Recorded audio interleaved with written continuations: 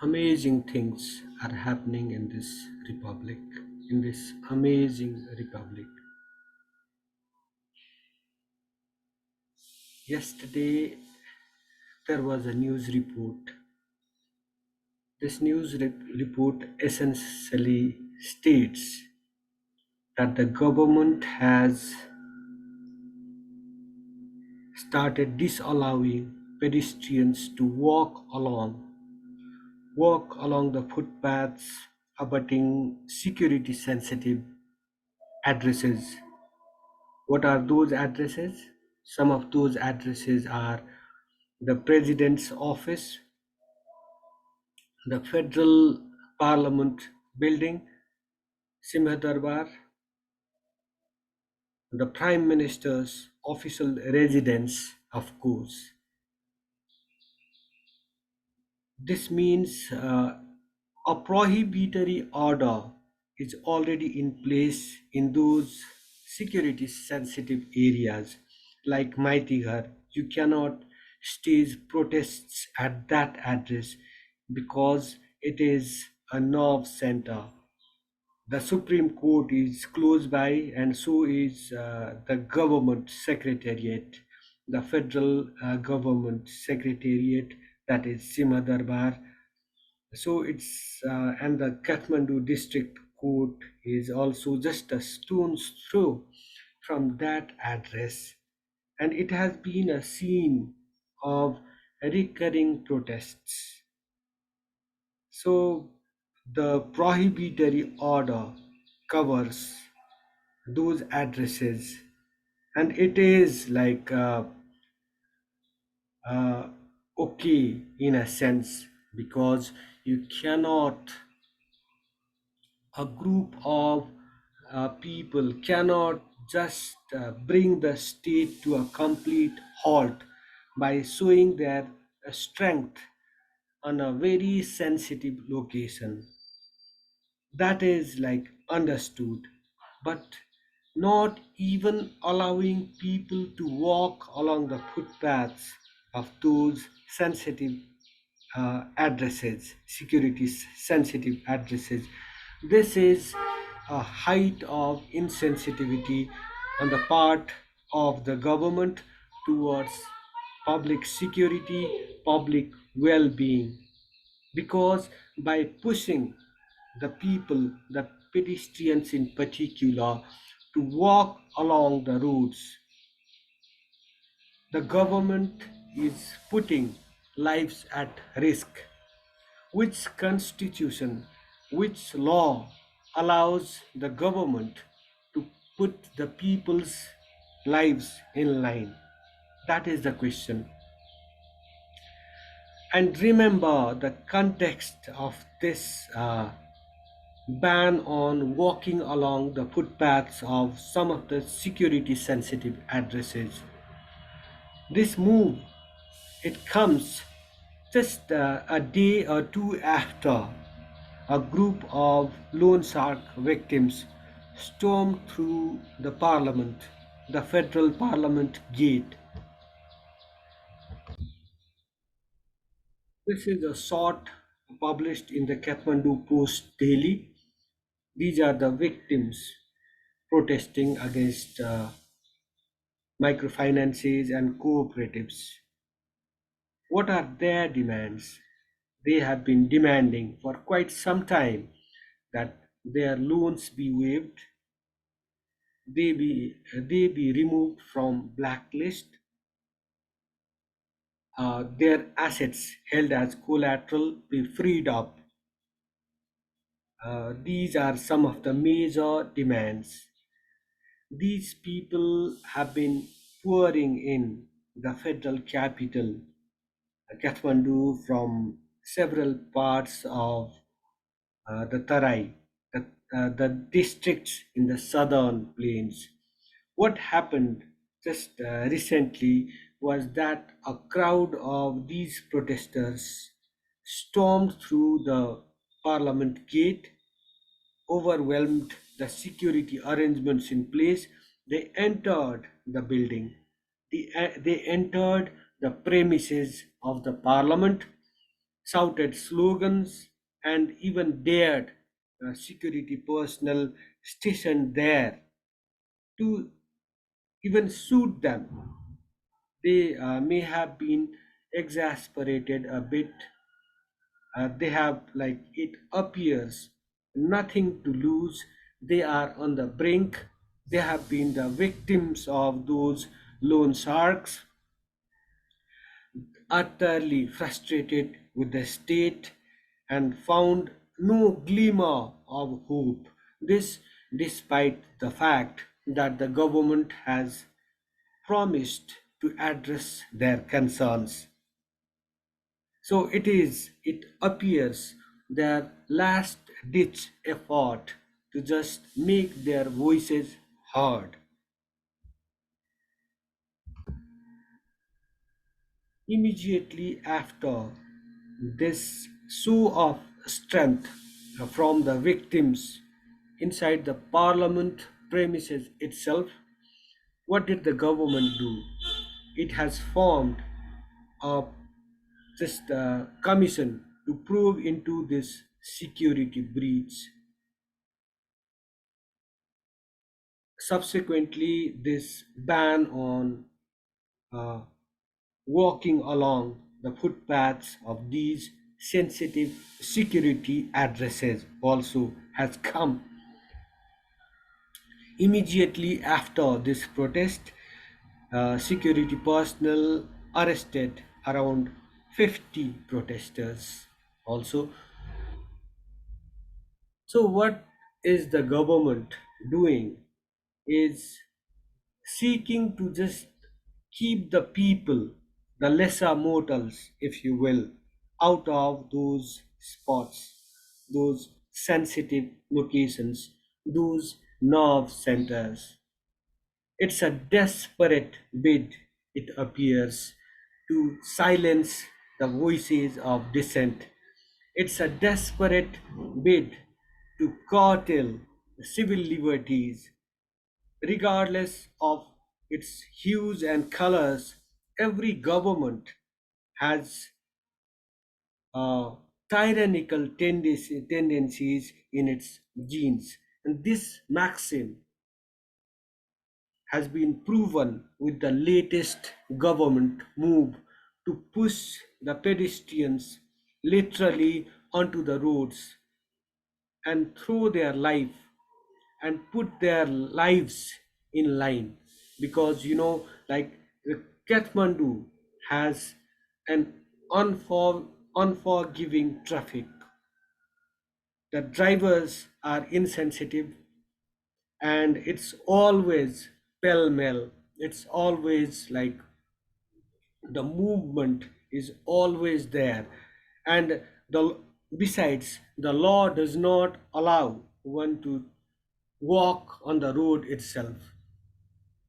Besides, there is a tremendous threat to the lives of the pedestrians also.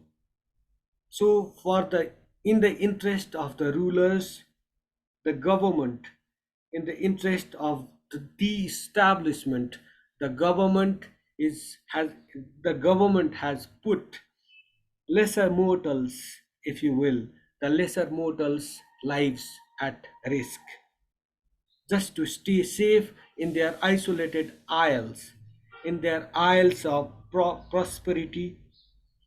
The government is doing all this at the expense of public safety, at the expense of civil liberties.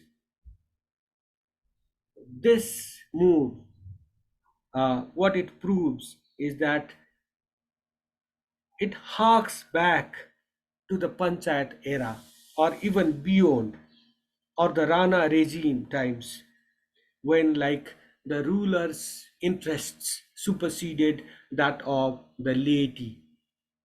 This government seems to be yet another avatar of the Panchayat regime, or the Rana regime, if you will. Quite fitting, isn't it? After all, it is an ultra communist government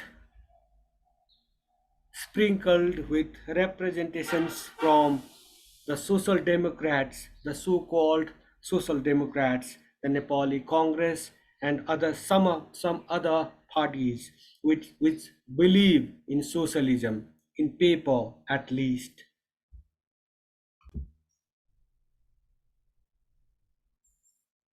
This brings us back, if you just go through the pages of history once again. This brings us to the times when the French Revolution, that seminal revolution, if you remember, that failed to do justice to the aspirants of the French people and made ground for a counter revolution. In the context of that revolution, there's a statement, a pertinent statement uh, attributed perhaps to Alphonse Kerr, which states, "The more things change, the more they remain the same." Exactly, that is what is happening in Nepal. Despite several cycles of revolutions and movements and whatnot, in course of about 70 years, the things have not changed much for the Nepali people. The polity is neck deep in corruption. It is as unpopular as it can be, and it has done precious little to alleviate the plight of the commoners.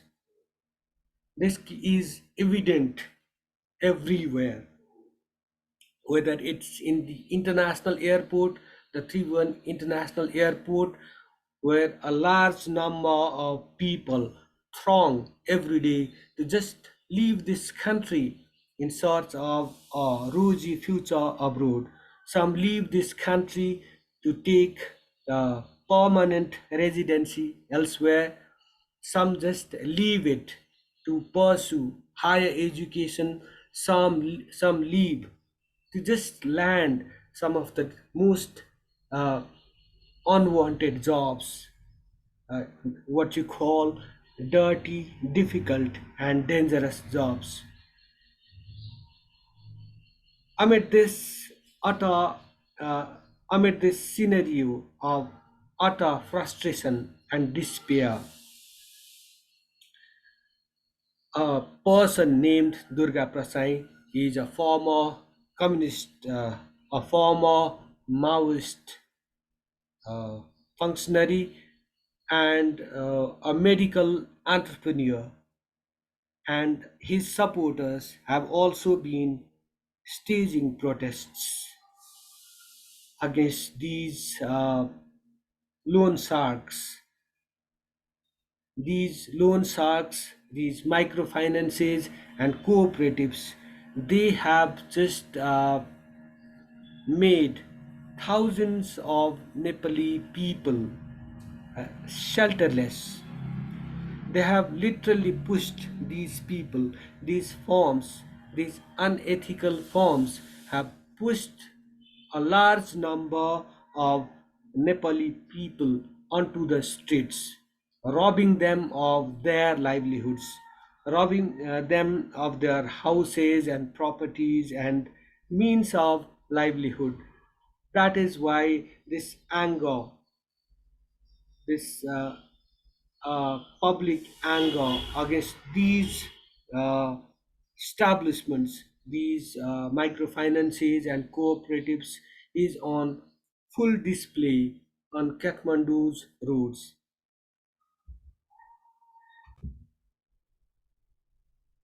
Instead of providing justice, listening to their voices and finding a way out, working out ways to alleviate their plight.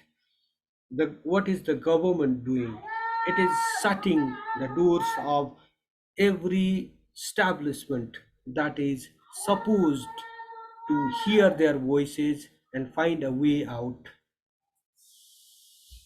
In this context, a veteran leader uh, from Nepal's southern plains, Rajendra Mahato, and his supporters staged a protest march in the capital.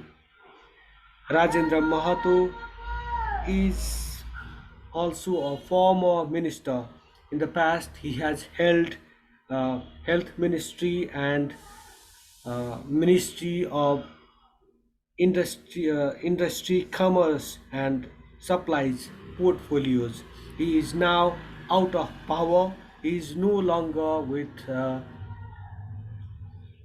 an outfit, a political outfit, and he has launched what he calls a special, uh, that is, a special value bureau. And he and his supporters yesterday staged a protest against this ban, against this prohibitory order that prevents people from staging protests at security sensitive locations. It's not a free country. Uh, it is reasonable, I think, on the part of the government not to allow protests at nerve centers of the state. But this does not mean the people cannot protest. They have every right to protest, but the government, it should designate locations where the people can just speak out, to just vent their ire, to vent their anger. People have every right to vent their ire, to raise their concerns, and do every bit to make the government accountable. They can, they should they should be given platforms to do so. There should be designated areas, if not at the security sensitive installations, they have to be designated. There have to be designated areas where the people can protest, raise their voices, and do every bit to make this fledgling government accountable to the people. So what did Rajendra Mahato did yesterday was they staged a protest. Their group, their nascent group, staged a protest from uh, Charkhal in Kathmandu, and it just was this rally was intercepted at Bhadrakali, and at this place they staged a protest. They staged a sit-in demanding that this prohibitory these prohibitory orders be lifted. So what I am saying in this context is like he has been in power for quite some time. Rajendra Mahato is not new to the corridors of power. He is an influential leader. So what was he doing to alleviate the plight of these people when he was a minister, a senior minister in the government? That question, everyone has the right to ask that question. What's more, are these protests, are these protests some prelude to this next summer of unrest? You know, in Nepal, there are two cycles. There is a winter of discontent. Prices rise, there are no jobs, there is no security, there is no political instability. Frustrations pent up inside people's hearts, but they remain confined within their homes and hearts and whatnot because it is pretty cold. So they just choose to stay inside. But as summer approaches, the anger, this pent up anger has to release somehow. So they hit the streets at the call of some or other political leader of which there is no dearth in this country. In fact, politics is a favorite pastime for many people. Political talks and whatnot are a favorite pastime for many people in this country. So they hit the streets against those anomalies, those like matters of frustration. So, is this protest? Is this government repression of the government bid to just suppress civil liberties, to not heed to the voices of the people, and this never before seen outrage against the establishment as seen at the federal parliament building? Is this is this pointing towards